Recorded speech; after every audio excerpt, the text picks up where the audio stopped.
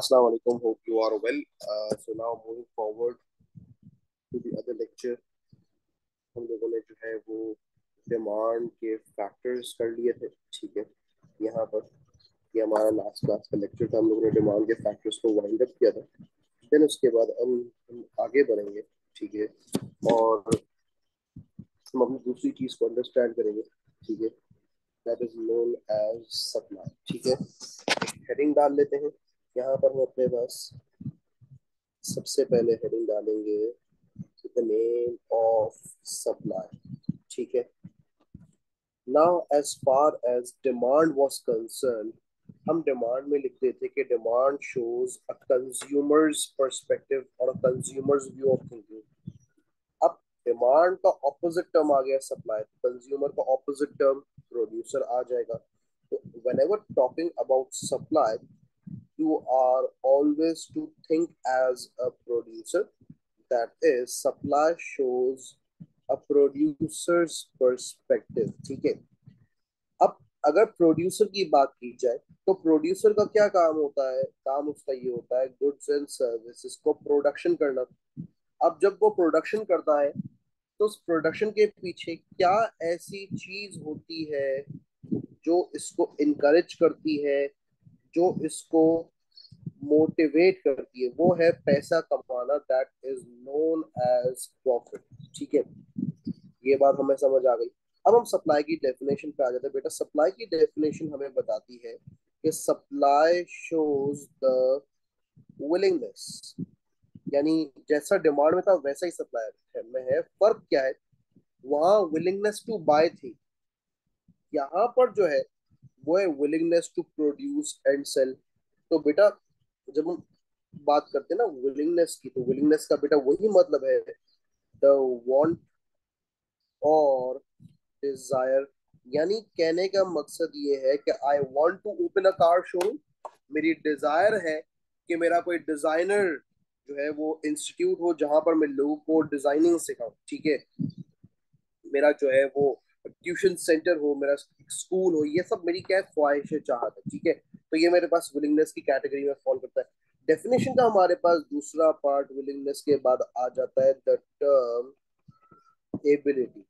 ठीक है, अगर बेटा बात कर ले एबिलिटी की, तो एबिलिटी का मतलब डिमांड में था परचेजिंग पावर, जिसको हमने कनेक्ट किया था प्राइस से और इनकम ऑफ अ पर्सन से। यहाँ पर एबिलिटी का मतलब जो है वो है पैसा कारोबार में लगाने के लिए कितना है, दैट इज नोन एज रोकड़ा इन्वेस्टमेंट। ठीक है, ये मेरे पास आ जाएगी सप्लाई की डेफिनेशन। अब इसको डेफिनेशन कंप्लीट करने के लिए हम क्या करेंगे भाई?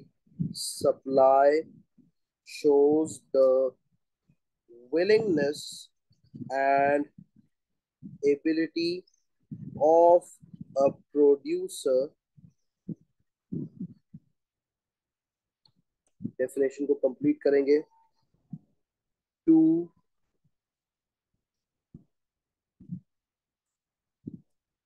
Produce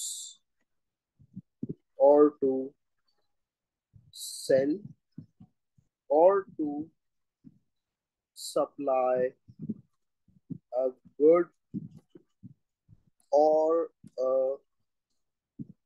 service at a given price।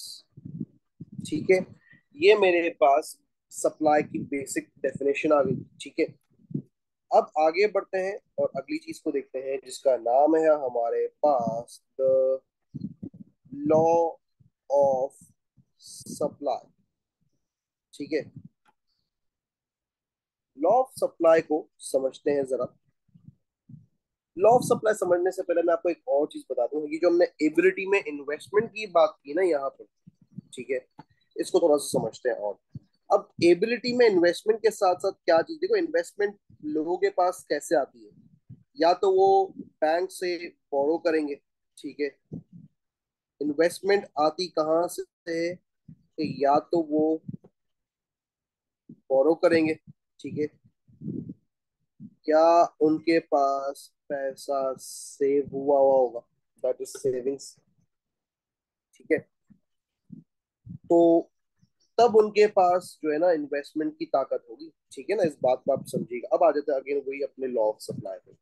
Law of supply मुझे बताता है कि अगर इकोनॉमी में जो है वो प्राइसेस इंक्रीज हो जाए, ठीक है, तो प्राइस के इंक्रीज होने से देखो देयर इज अ डिफरेंस। एक होती है हमारे पास, एक चीज यहाँ पर लिख रहा हूँ, कॉन्सेप्ट समझो। एक होती है हमारे पास कॉस्ट, ठीक है, this is what a producer page, इसे कॉस्ट कहते हैं। ठीक है, एक चीज होती है हमारे पास प्राइस। तो भाई प्राइस क्या है? Price is what a consumer page, ठीक है ना। तो price is what a consumer page. Now understand the concept before implying the law कि मैं बात कर रहा हूँ प्राइस की। मैं यहाँ पर कॉस्ट की बात नहीं कर रहा, मैंने यहाँ पर बात की है प्राइस की। तो प्राइस का कनेक्शन किससे आ जाता है? हमारा कंज्यूमर से। प्रोड्यूसर क्या पे करता है? कॉस्ट पे करता है। तो कॉस्ट की तो बात हुई नहीं रही, मैंने प्राइस की बात की है, ठीक है ना। अब जब प्राइस बढ़ेगी तो कॉस्ट को तो हमने कुछ चेंज किया ही नहीं, अभी हम कॉस्ट की बात करेंगे, सिर्फ प्राइस की बात कर रहे हैं प्रोडक्ट की। तो जब प्राइस बढ़ेगी तो उस इंसान जिसको प्रोड्यूसर कहते हैं उसका प्रॉफिट मार्जिन बढ़ेगा। अब जब प्रॉफिट मार्जिन बढ़ेगा तो he will be more willing and able to sell a good or service, जिसका मतलब ये है कि एट अ हायर प्राइस एक प्रोड्यूसर जो है वो अपनी क्वांटिटी सप्लाइड को जो है वो इंक्रीज कर देगा। ठीक है, तो ये मेरे पास कॉन्सेप्ट इजी हो गया। अब इसी तरीके से अगर ऐसा सिनेरियो आ जाए कि इकोनॉमी में प्राइसेस जो है वो रिड्यूस हो जाए, तो भाई प्राइस के रिड्यूस होने से हमारे पास प्रॉफिट भी रिड्यूस होगा। ठीक है, तो उसके अकॉर्डिंग होगा क्या कि आपकी जो हो है क्वांटिटी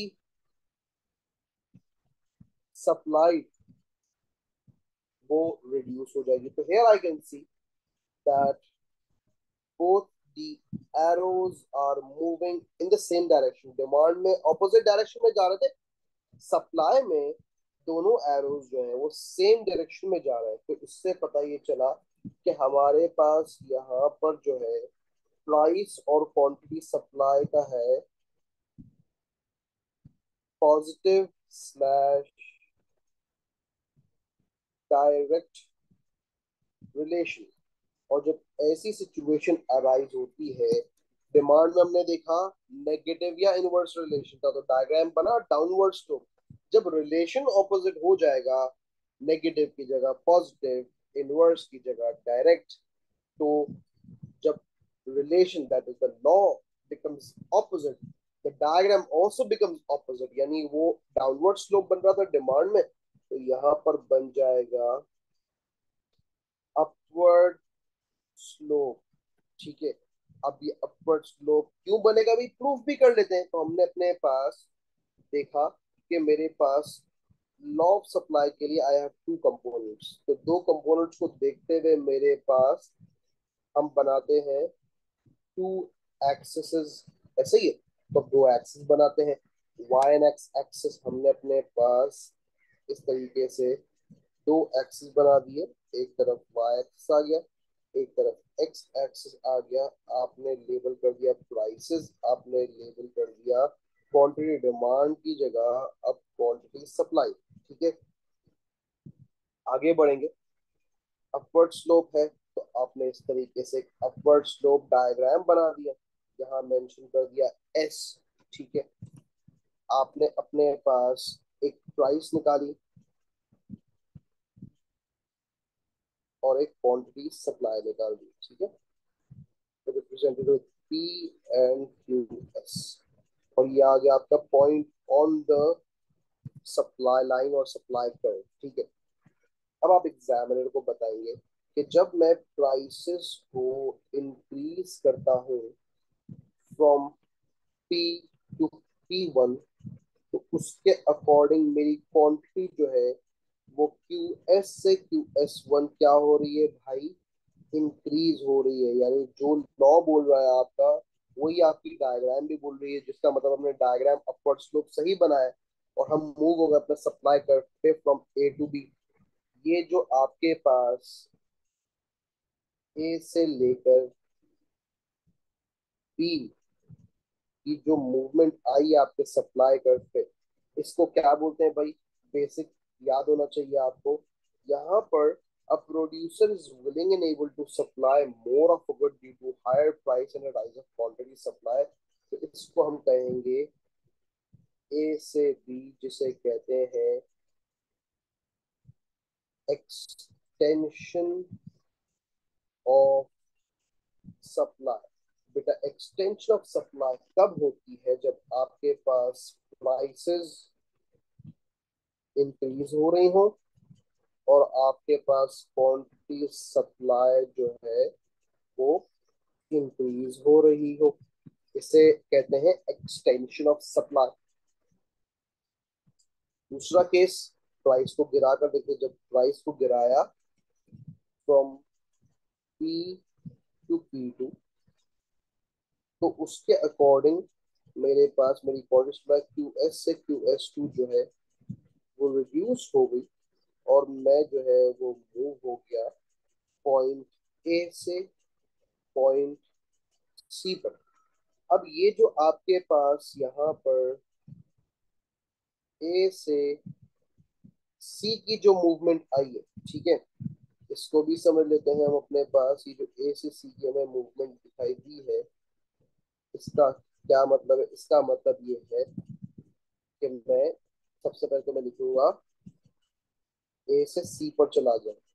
तो यहाँ पर now at each and every price a producer is less willing and able to sell a good or service or supply a good or service, क्योंकि उसका प्रॉफिट मार्जिन कम हो गया, तो इसको हम कहेंगे कि this is known as contraction of supply.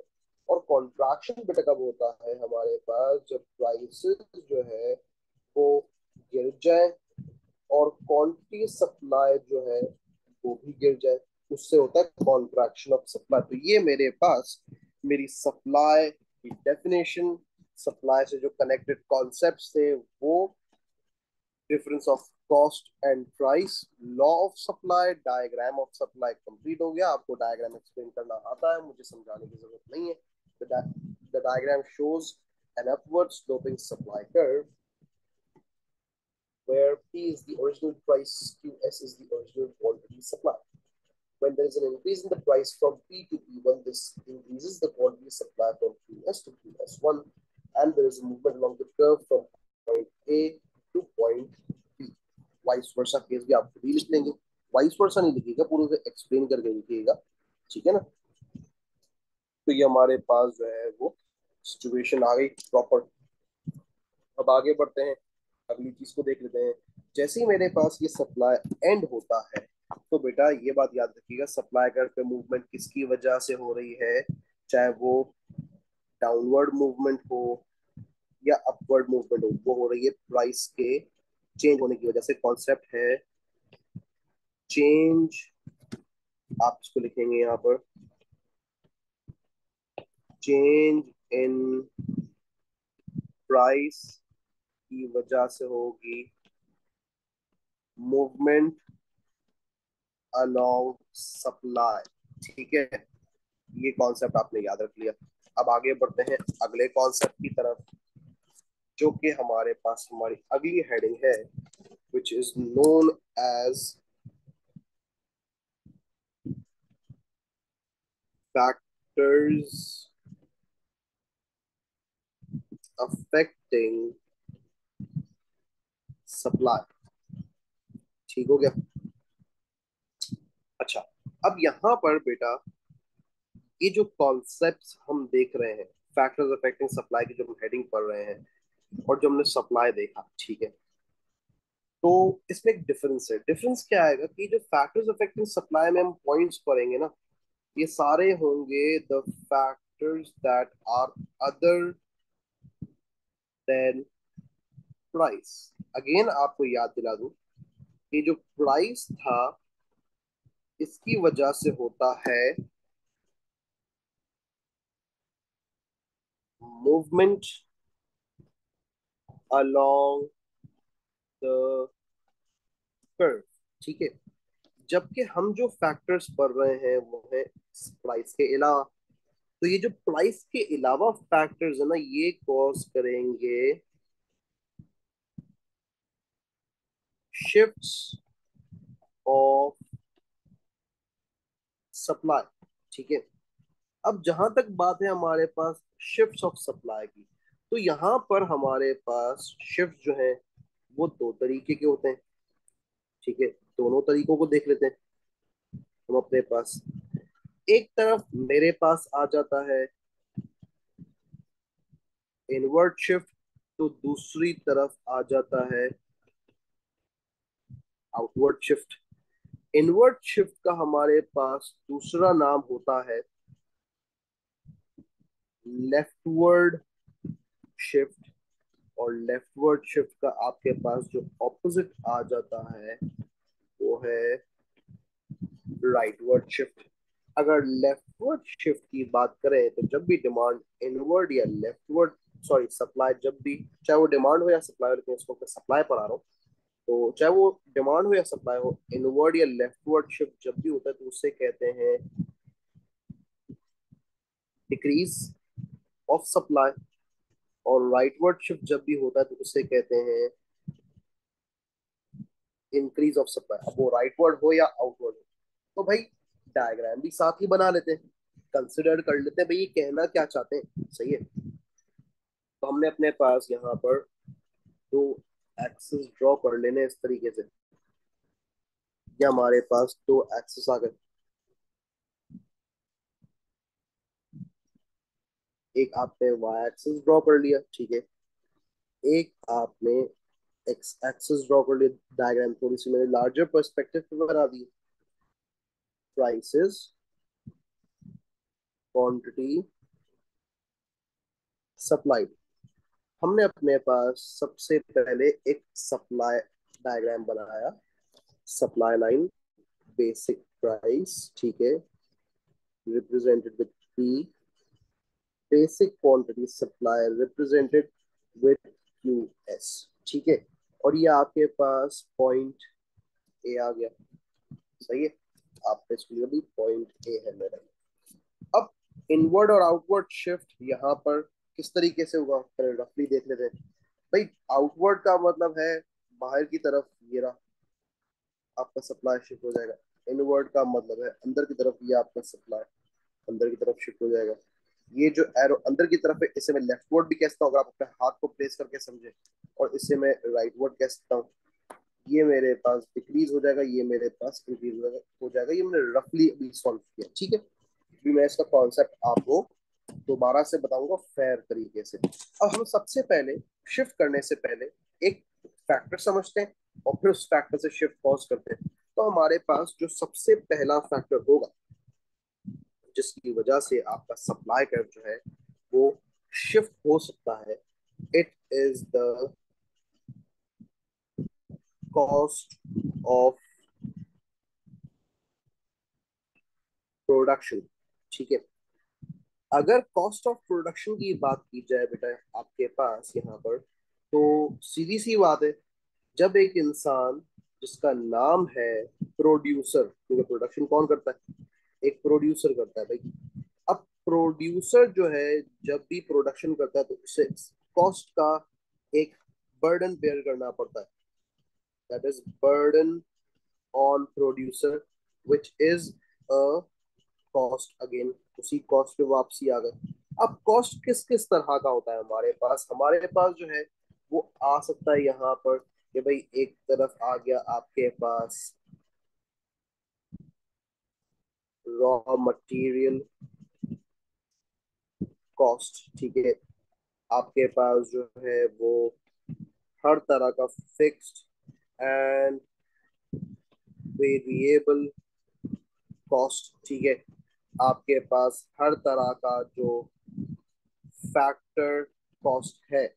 ठीक है, फैक्टर कॉस्ट आपके पास क्या क्या होते हैं भाई? फैक्टर कॉस्ट आपके पास होता है रेंट, आपके पास होता है वेजेस, आपके पास होता है इंटरेस्ट। अब जरा इसको समझाता हूँ। देखो, फिक्स्ड कॉस्ट और वेरिएबल कॉस्ट की मैं डेप्थ में नहीं जाऊंगा, सिर्फ आपको समझाऊंगा, क्योंकि वो हमें आगे जाकर भी पढ़ना होगा। हर वो कॉस्ट जो कि लेवल ऑफ आउटपुट के अकॉर्डिंग कांस्टेंट रहे, चेंज ना हो, उसे कहते हैं फिक्स कॉस्ट। और हर वो कॉस्ट जो कि लेवल ऑफ आउटपुट के अकॉर्डिंग चेंज हो जाए, उसे कहते हैं variable cost. As the term suggest it will vary, fix cost term suggest करता है इट वोंट वैरी। ठीक है, तो ये हमारे पास आ गया डेटा इसका।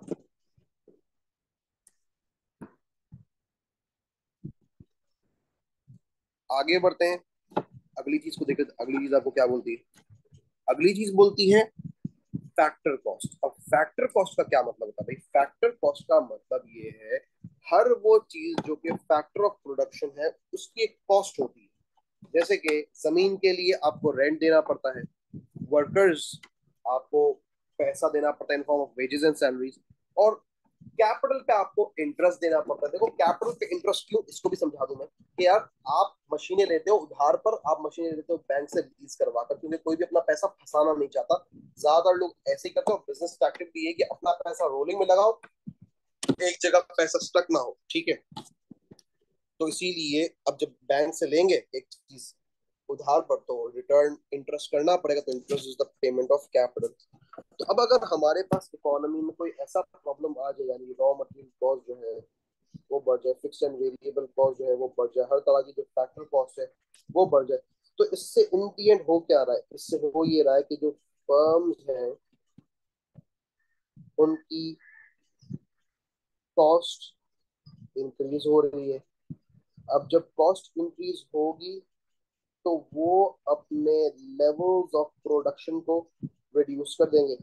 और जब प्रोडक्शन रिड्यूस होगी, तो होगा ये कि उनके जो है वो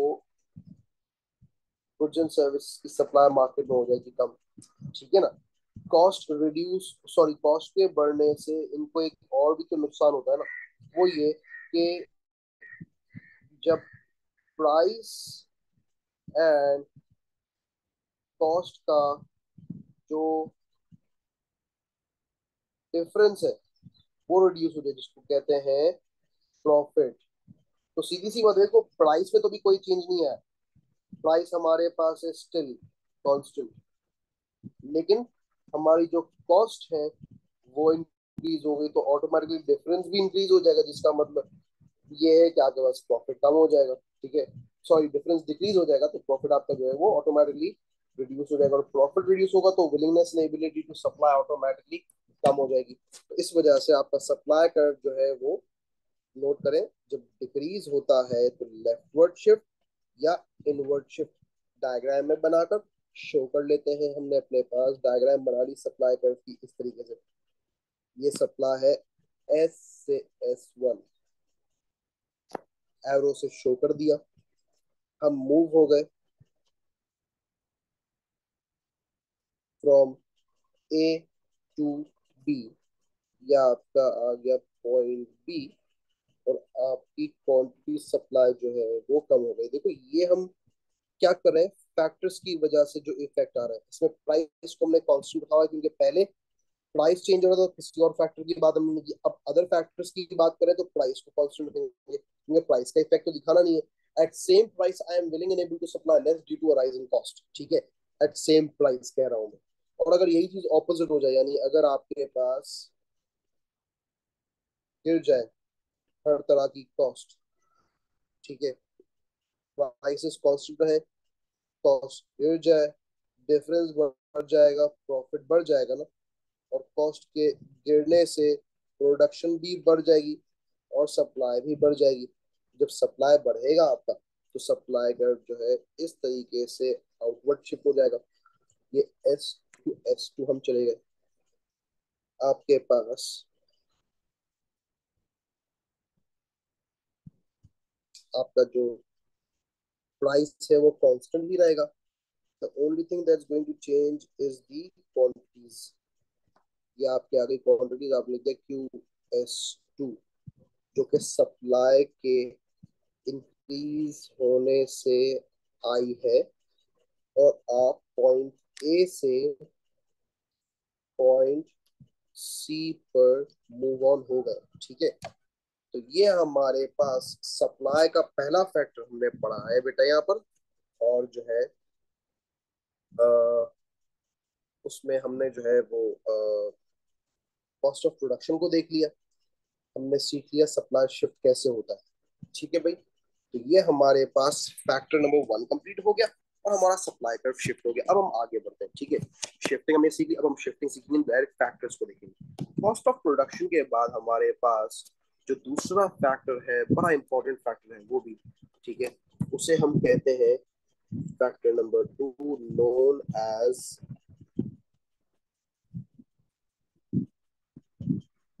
टेक्नोलॉजिकल एडवांसमेंट्स,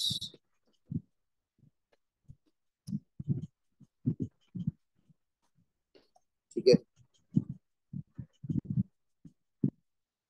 टेक्नोलॉजिकल एडवांसमेंट्स का क्या मतलब है भाई? सीधी सी बात है, टेक्नोलॉजिकल एडवांसमेंट्स का मतलब ये है कि आप पहले जो फोन यूज करते थे, अब आप उसके मुकाबले में बेहतर फोन यूज कर रहे हैं।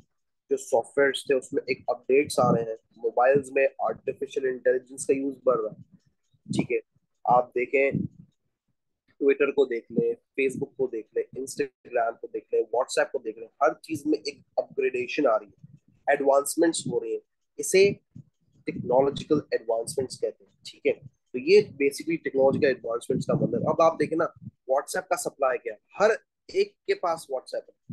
there's too much supply of WhatsApp and it is available free. That's the point. Why is it available free? It is available free because of the huge supply. तो उसे पैसे से बेचने का कोई तो बनता नहीं है, पहली चीज, ठीक है। दूसरी चीज अगर आप देखें, YouTube, it was in everyone's phone, it is in everyone's phone. अब YouTube के क्रिएटर्स ने क्या किया, टेक्नोलॉजिकल एडवांसमेंट्स करके एक YouTube नाम की कोई चीज, एक बला बनाई, ठीक है। अब आजकल हर कोई YouTube का मोहताज है।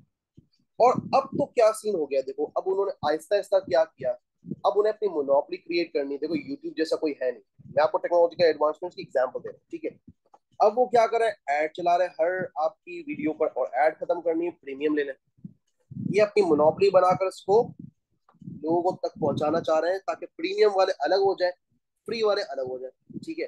हर वो आम इंसान जिसको कोई यूट्यूब चैनल बनाने की जरूरत नहीं है, ठीक है, और जो है वो उसे यूट्यूब को कोई ज्यादा काम नहीं है, ठीक है। देखो, चैनल बनाने के डिफरेंट पर्क्स होते हैं अगर आप प्रीमियम पे होते हैं, ठीक है ना। तो this is known as technological advancement. ये हर तरह की टेक्नोलॉजिकल एडवांसमेंट है आपके पास। आज देख लें, इंटरनेट है, अच्छी स्पीड है, आईपैड है, एप्पल पेंसिल है, आप रिकॉर्डेड लेक्चर इजीली ले रहे हैं। क्या हो रहा है, टेक्नोलॉजिकल एडवांसमेंट्स, ठीक है। ये कॉन्सेप्ट समझना है आपने। अब टेक्नोलॉजिकल एडवांसमेंट्स का जो बेसिक मतलब है वो तो ये है कि भाई,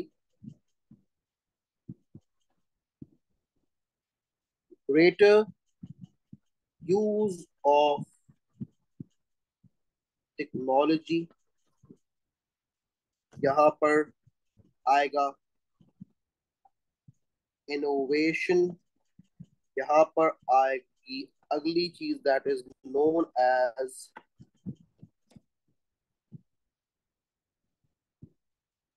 रिसर्च एंड डेवलपमेंट, जिसको हम लोग एब्रीविएशन में जो है वो इस तरीके से लिखते हैं, R&D, ठीक है। अब आगे बढ़ते हैं। अब टेक्नोलॉजिकल एडवांसमेंट में सीधी सी बात है ना, देखो, लेबर्स को तो फारिग ही कर दिया जाता है। लेबर का तो अब काम आहिस्ता आहिस्ता आप देख सकते हैं, आर्टिफिशियल इंटेलिजेंस की वजह से लेबर्स का काम खत्म हो रहा है। तो इसका क्या मतलब है, कैपिटल का काम बढ़ेगा। तो इसमें हम करते क्या है यहाँ पर बेटा, अंडरस्टैंड कीजिएगा, होता है यहाँ पर use of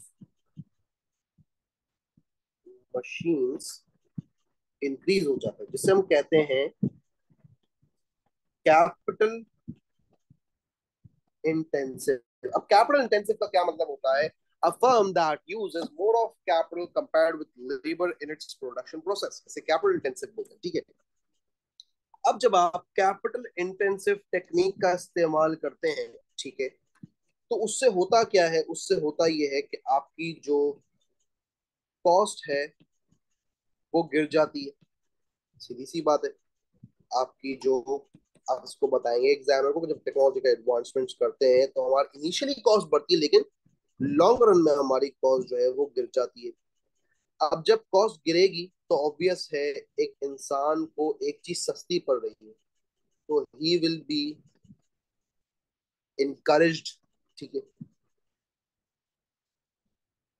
encouraged to produce more, क्योंकि हुआ क्या, कॉस्ट उसकी जो है वो गिर रही है और उसकी जो प्राइसेस है वो वही सेम है, ठीक है, कांस्टेंट प्राइस। तो इसका ये मतलब होगा कि उसका जो प्रॉफिट है वो इंक्रीज हो रहा होगा, और जब प्रॉफिट उसको इंक्रीज होता हुआ दिखाई देगा तो वो अपना लेवल ऑफ प्रोडक्शन को बढ़ाकर सप्लाई जो है उसे क्या कर देगा, इंक्रीज कर देगा। ये आपके पास सप्लाई बढ़ गया। रिमेंबर, एक कॉन्सेप्ट है हमारे पास यहाँ पर कि जब भी कॉस्ट और प्रोडक्शन इस तरीके से चले, यानी कि कॉस्ट गिर रही हो और प्रोडक्शन बढ़ रही हो, तो उसके अकॉर्डिंग हमारे पास एक कॉन्सेप्ट अराइज होता है, वो है प्रोडक्टिविटी, ठीक है, जिसे कहते हैं आउटपुट पर इनपुट। और एक कॉन्सेप्ट अराइज होता है आपका लेबर प्रोडक्टिविटी का, जिसे कहते हैं आउटपुट पर वर्कर और labour. As far as productivity itself is concern, calculate करने का फॉर्मूला हमारे पास होता है total output over number of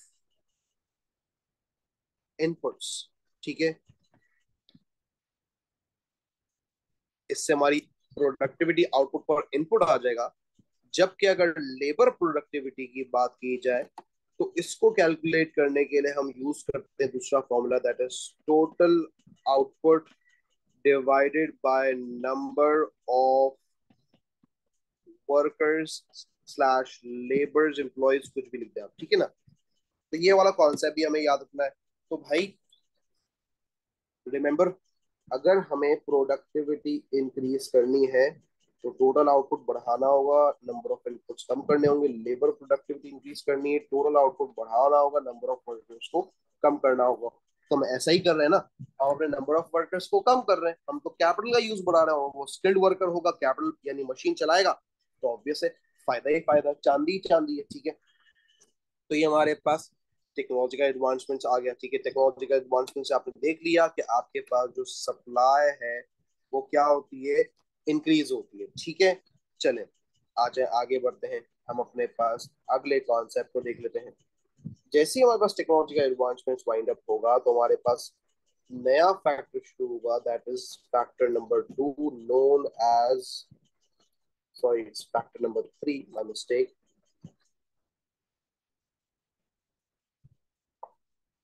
indirect taxes, ठीक है। अब as far as taxes are concern, अभी इनडायरेक्ट को छोड़ दो फिलहाल।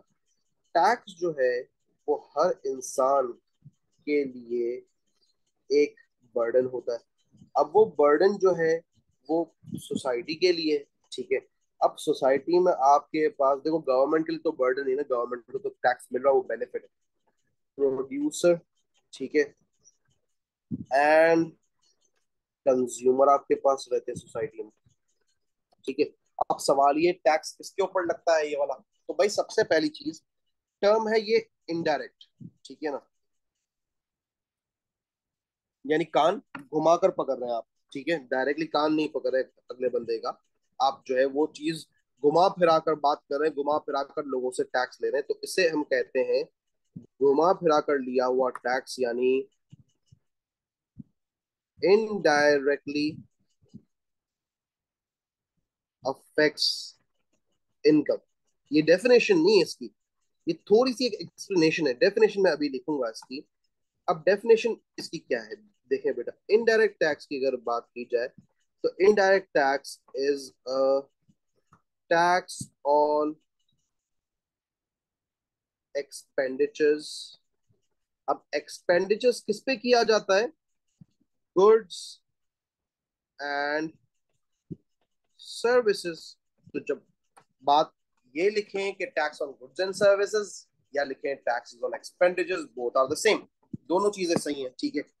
अब आते हैं आगे, होता क्या है भाई इससे, जब टैक्स ऑन एक्सपेंडिचर्स लग जाएगा या tax on goods and services लग जाएगा, तो कोई ना कोई इसकी एग्जांपल भी होगी हमारे पास। तो सबसे पहले इसकी एग्जांपल ले लेते हैं।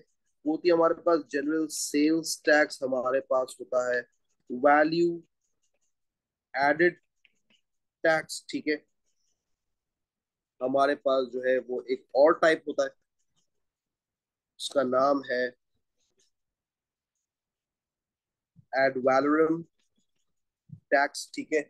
अब एड वैलोरम टैक्स जो है वो थोड़ा सा एक डिफरेंट टैक्स होता है, जिसको मैं आपको एक्सप्लेन करूंगा कि ये एड वैलोरम टैक्स क्या होता है। तो ये हमारे पास एक बेसिकली टैक्सेस है, ठीक है। लेकिन मुझे आपको भी समझाना भी कि जीएसटी एडेड वैल्यू टैक्स, ठीक है, वो क्या है, और आपके पास जो है ये एड वैलोरम टैक्स क्या, तो उसको जरा समझ लेते हैं।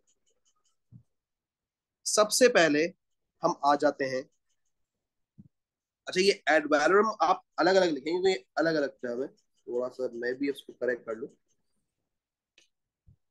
A D ad valorem tax, ठीक है। जनरल सेल्स टैक्स जो कि आप रेस्टोरेंट पे जाते हैं और टैक्स देते हैं, ठीक है, उसे जनरल सेल्स टैक्स बोलेंगे, ठीक है। देन आपके पास आता है वैल्यू एडेड टैक्स। जब एक चीज पे वैल्यू ऐड होती है उसके ऊपर भी एक टैक्स चार्ज होता है, ठीक है। एक होता है आपके पास एड वैलोरम टैक्स, जो कि यूजुअली आपके रियल एस्टेट पर लगता है, ठीक है, और आपकी प्रॉपर्टी पे। किस तरीके से लगता है, देखो आपने एक चीज ली है करोड़ रुपए की, ठीक है। अब आप जब उसका टैक्स फाइल करेंगे तो वो मान लो 1% है, मान लो 1% है, आधा परसेंट है, ठीक है। 50,000 रुपये आपने टैक्स दे दिया। अब आप जब 2018 में आपने एक चीज ली थी 1 करोड़ रुपए की, आज 2024 है, 6 साल बाद वो चीज हो जाती है 3 करोड़ रुपए की, तो आपको टैक्स जो है वो 0.5 जो परसेंट आपका था वही देना है। लेकिन अब आप जो टैक्स देंगे वो घर की रियल वैल्यू पे देंगे। वो टैक्स जो कि रियल वैल्यू पे लगे, करंट वैल्यू जो पर्टिकुलर चीज की हो ना, जिसे हम असेस्ड वैल्यू भी कहते हैं, उस पे जो टैक्स लगे ना, उसे एड वैलोरम टैक्स कहते हैं। It is basically the tax imposed on items that are based on the assessed values, यानी ऐसे गुड्स जिनकी प्राइसेस जो है वो, गुड्स तो नहीं कहेंगे, यूजुअली ये प्रॉपर्टी में ही होता है, क्योंकि प्रॉपर्टी ही एक ऐसी चीज है जो अप्रिशिएट होती है, ठीक है। चले, एड वैलोरम टैक्स तो ये आपके पास हो गया कंप्लीट। आगे बढ़ते हैं। होता क्या है भाई इससे, इससे होता ये है कि कॉस्ट ऑफ प्रोडक्शन जो है वो बढ़ जाती है, जिसकी वजह से फर्म जो है वो अपने लेवल्स ऑफ प्रोडक्शन गिरा देती हैं, क्योंकि वो डिस्करेज हो जाती है ना, ठीक है। अगर टैक्सेस इंक्रीज हो जाएंगे तो ये वाला प्रॉब्लम आएगा। तो हम बताते हैं एग्जामिनर को इस तरीके से कि टैक्स के इंक्रीज होने से, अगर टैक्सेस इंक्रीज हो जाते हैं, ठीक है, तो उससे कॉस्ट जो है वो आपकी बढ़ जाती है। सीधी सी बात है भाई, जब हमारे पास इकोनॉमी में टैक्सेस जो कि इनडायरेक्ट है वो इंक्रीज हो जाएंगे, तो उससे कॉस्ट जो है वो इंक्रीज होगी। कॉस्ट के इंक्रीज होने से लेवल्स ऑफ प्रोडक्शन गिरेंगे और आपकी जो सप्लाई है वो गिर जाएगी, ठीक है। अब कॉस्ट बढ़ गई तो ये आ गया आपके पास एक प्रोड्यूसर का बर्डन। प्रोड्यूसर का बर्डन क्या है भाई, देख ले, लिख देता हूं मैं यहाँ पर, कॉस्ट का बढ़ना। अब जब ये कॉस्ट बढ़ेगी प्रोडक्शन के गिरने से, जब सप्लाई गिर जाएगी, तो ऑटोमेटिकली एक चीज हो जाएगी मार्केट से शॉर्ट, और जब शॉर्टेज क्रिएट होती है तो ऑटोमेटिकली उसके बाद प्राइसेस भी बढ़ती हैं। तो बेसिकली हुआ ये है कि एक प्रोड्यूसर ने टैक्स का बर्डन पास ऑन किया है एक कंज्यूमर तक in form of higher prices. तो जब प्राइस बढ़ जाए तो वो टैक्स जो है वो कंज्यूमर बर्डन में भी कन्वर्ट हो जाता है, जो कि है इन फॉर्म ऑफ प्राइसेस। ठीक है, इसको मैं इस तरीके से लिख देता हूं एक नोट के फॉर्म में, producers pass the burden of tax on to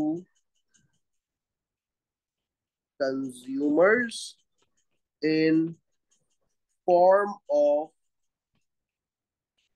higher prices। ठीक है, तो ये हमारे पास कॉन्सेप्ट अप्लाई हो गया। आगे बढ़ते हैं, अगली चीज को देखते हैं। भाई ये वाला टैक्स जो है इसे इनडायरेक्ट इसलिए भी बोलते हैं कि कई दफा आप इस टैक्स से बच सकते हैं, जिसको हम कहते हैं अवॉइडेबल। भाई मेरे नाम पे कोई प्रॉपर्टी नहीं है तो ना ही उसकी वैल्यू अप्रिशिएट होगी, ना मुझे कोई फायदा है तो ना मुझे टैक्स देना पड़ेगा। रेस्टोरेंट में खाना खाने नहीं जाऊंगा तो शायद टैक्स ना देना पड़े ना, ऑब्वियस है, शायद क्या पक्का ही ना देना पड़े। हर वो गुड जिस पे टैक्स नहीं लग रहा मैं सिर्फ उसी को बाय कर रहा हूँ। अगर मिसाल के तौर पे देखो, कंट्रीज होती हैं ऐसी जहां पर जो बेसिक नेसेसिटीज होती है ना उन पर टैक्स इम्पोज नहीं किया जाता, ताकि गरीबों को टैक्स ना भरना पड़े, वरना inequality of income and wealth generate हो जाती है। तो ऐसे गुड्स पे टैक्स होता है जो कि अमीर बेस्ड गुड्स हो। ठीक है ना, तो ये आपके पास इनडायरेक्ट टैक्सेस भी कंप्लीट हो गया। और आपने देख लिया भाई इनडायरेक्ट टैक्स से जो है वो सप्लाई गिरती है, टैक्सेस बढ़े, कॉस्ट बढ़ गई, प्रोडक्शन के लेवल्स गिरेंगे क्योंकि आप डिस्करेज हो गए, सप्लाई गिरेगी, शॉर्टेज होगी और प्राइसेस भी बढ़ जाएंगी। ठीक है ना, मैंने आपको बता दिया कि किस तरीके से टैक्स का बर्डन दोनों पार्टीज बेयर करती है, लेकिन पहली पार्टी प्रोड्यूसर पहले बेयर करती है उसको, फिर कंज्यूमर उसे बेयर करता है, ऐसा ही है। ठीक है, आ जाए हमारे पास ये हो गया। अच्छा एक और पते की बात बता दूं, इनडायरेक्ट टैक्स से एक पॉइंट पे आके डिमांड भी अफेक्ट होती है। कैसे? देखो, जब गुड्स महंगे होंगे तो लोग बाय नहीं कर सकते हैं ना, लेकिन तब भी कुछ लोग ऐसे होंगे जिनकी इनकम ज्यादा होगी तो वो बाय कर लेंगे। मगर इसमें एक और चीज ऐड, डिमांड के केस में किस तरीके से, जब इनडायरेक्ट टैक्स बढ़ेगा तो प्रोड्यूसर की कॉस्ट बढ़ेगी ना, यानी उसामा के प्रोडक्ट पर टैक्स लगा तो उसामा का प्रोडक्ट कम बिकेगा, उसामा की इनकम कम हो जाएगी। और इनकम उसामा की कम होगी तो वो गुड्स एंड सर्विसेज की जो फर्दर डिमांड कर रहा था दूसरी, भाई मैं तो प्रोड्यूसर चॉकलेट का हूँ ना, मुझे अपने घर में बच्चों के लिए टॉफीज भी चाहिए, तो मैं टॉफीज की शायद उस तरह डिमांड कम कर दूं। ठीक है, बात समझ आई आपको? ये इसको हम डिमांड पे भी अप्लाई कर सकते हैं अगर हम चाहें तो। ठीक है ना, लेकिन इनडायरेक्टली डिमांड पे अप्लाई, डायरेक्टली जो है वो सप्लाई पे अप्लाई है। ये आपके पास नंबर 3। नंबर फैक्टर नंबर 4 की बात करते हैं, विच इज सब्सिडी। बेटा सबसे पहले मैं आपको सब्सिडी का एक बेसिक सा कॉन्सेप्ट बता दूं। देखो, सब्सिडी की अगर बात की जाए ना भाई, तो सब्सिडी गवर्नमेंट की तरफ से दी जाती है। ठीक है, और दी जाती है प्रोड्यूसर्स को। अब होता कि एक तरह का बेनिफिट होता है। अब देखो, बेनिफिट पैसे के फॉर्म में भी हो सकता है, ठीक है, बेनिफिट जो है वो दूसरे तरीके से भी हो सकता है। इन दी एंड बेनिफिट पहुंचाना है गवर्नमेंट को बिजनेसेस को। ठीक है, ये है सब्सिडी। तो मैं कहता हूँ भाई गवर्नमेंट जो है, भाई अगर है गवर्नमेंट की तरफ से, ठीक है, तो मैं इसको लिखूंगा भाई ये है आपके पास ऑफिशियल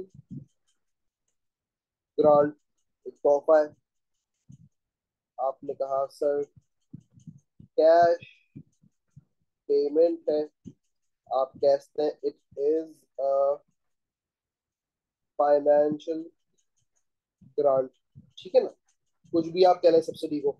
अब सब्सिडी जो है वो ये है तो सही, ठीक है, अब कौन प्रोवाइड करता है सब्सिडी? मैंने आपको बताया it is provided by the authorities, that is the government, and it is provided to the producers. Now the question here is, sir कौन से प्रोड्यूसर्स? बड़े बड़े प्रोड्यूसर्स भी होते जिन्हें सब्सिडीज की नीड नहीं होती, क्या उनको भी प्रोवाइड की जाएगी सब्सिडी? तो भाई देखिए, लिस्ट वाइज चलते हैं। सबसे पहली गवर्नमेंट की प्रायोरिटी होती है, वो है फार्मर्स। ठीक है, गवर्नमेंट की जो सेकंड प्रायोरिटी होती है फार्मर्स के बाद, वो है आपके पास स्मॉल प्रोड्यूसर्स।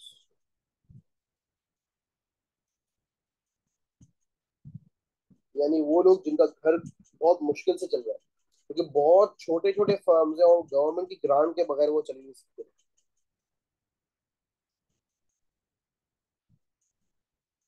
देन हमारे पास जो है वो इसके अलावा एक और ऑप्शन भी है, ठीक है ना, उसको भी देख लेते हैं कि भाई गवर्नमेंट जो है वो और कौन से लोग हैं जिन्हें गवर्नमेंट सब्सिडी देता है। तो हमारे पास दो और ऑप्शन आते हैं। स्मॉल प्रोड्यूसर्स के बाद हमारे पास जो है वो बारी आ जाती है आपके वो लोग जो कि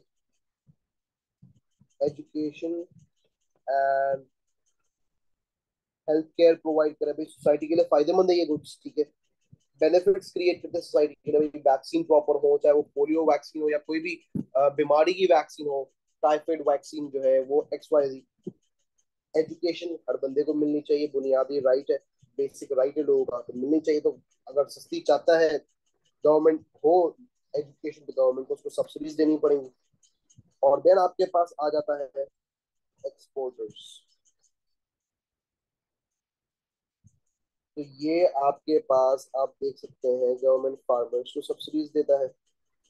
गवर्नमेंट जो है वो स्मॉल प्रोड्यूसर्स जो है वो उनको सब्सिडीज देगा। गवर्नमेंट जो है वो हेल्थ केयर एजुकेशन जो प्रोवाइड कर उनको सब्सिडीज देगा, ठीक है। और जो है आपका गवर्नमेंट एक्सपोर्टर्स को सब्सिडी देगा। ये आपके पास चीजें हैं।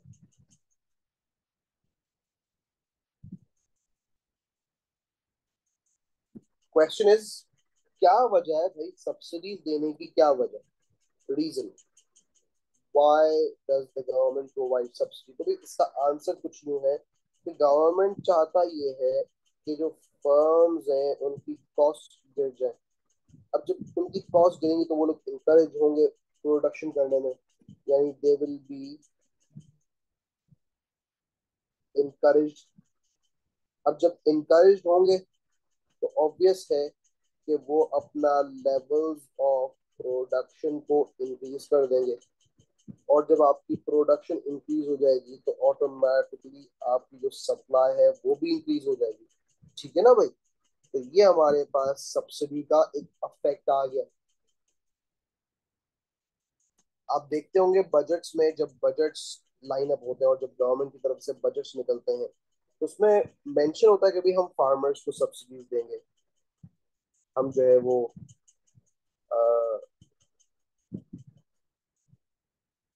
वो लोगों को सब्सिडीज देंगे जिन्हें जरूरत है, जिनको हम बेनिफिट प्रोवाइड कर सकते हैं, ठीक है। ये वाली बात है। तो ये हो गया आपके पास सब्सिडी और उसका इफेक्ट। आपके पास इनडायरेक्ट टैक्स और उसका इफेक्ट, आपके पास टेक्नोलॉजिकल एडवांसमेंट, आपके पास कॉस्ट ऑफ प्रोडक्शन। तो ये हमारे सारे फैक्टर्स अफेक्टिंग सप्लाई थे, ठीक है। इसके अलावा आपके पास हमने डिमांड में भी कुछ फैक्टर्स पढ़े थे जो कि कुछ यूँ थे, फैशन एंड ट्रेंड्स। जो चीज फैशन में होगी, जो चीज ट्रेंड में होगी, उसी को डिमांड किया जाएगा।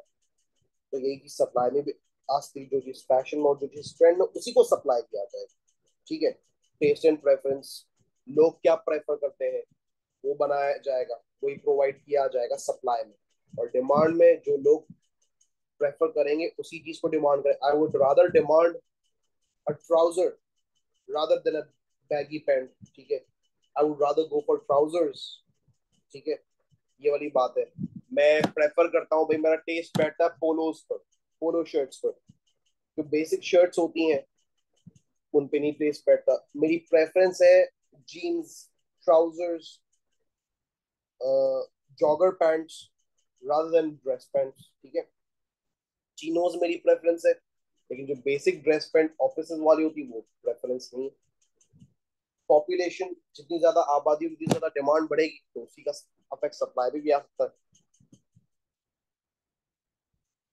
आप देखें, वेदर की अगर बात करें, अगर सर्दियों का मौसम है तो आप नोट करें कि आइसक्रीम्स की दुकान पर भी जो है ना वो कॉफीज मिलना शुरू हो जाती है सर्दियों के मौसम में।